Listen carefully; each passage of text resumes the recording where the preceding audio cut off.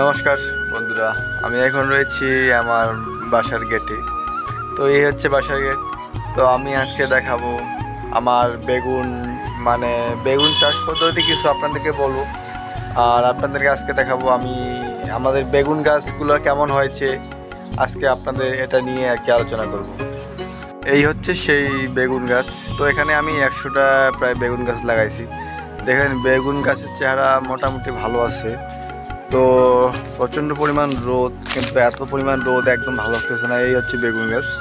তো তার সাথে এখানে আমি করলা গাছ লাগাইছি। করলা গাছ প্রায় 10টা করলা গাছ লাগা আছে। আর বাকিটা হচ্ছে বেগুনের গাছ। তো বেগুনের গাছ 150টা বেগুনের গাছ লাগাইছি। তো বেগুনের গাছগুলো মোটামুটি ভালো হয়েছে কিন্তু। তো প্রথমে আমি গোবর সার দিয়ে মাটিটাকে নেড়ে চেড়ে মাটিটাকে নরম করে নিয়েছি। তারপরে গাছগুলা নার্সারি থেকে নিয়ে এসে গাছগুলো লাইন লাইন করে লাগাইছি। তারপরে পানি দিয়েছি। তারপরে হালকা কিছু আবার জৈব সার, ইউরিয়া সার দিয়েছি। তারপরে গাছগুলোতে একটু স্প্রে করছি, পালা স্প্রে করছি। তো এভাবেই গাছগুলোকে পরিচালনা করছি ছোটো থেকে বড় পর্যন্ত। এখনও কিছু হয়নি গাছগুলোর তেমন, তবে গাছের চেহারা মোটামুটি ভালো আছে। তো ঠিক আছে।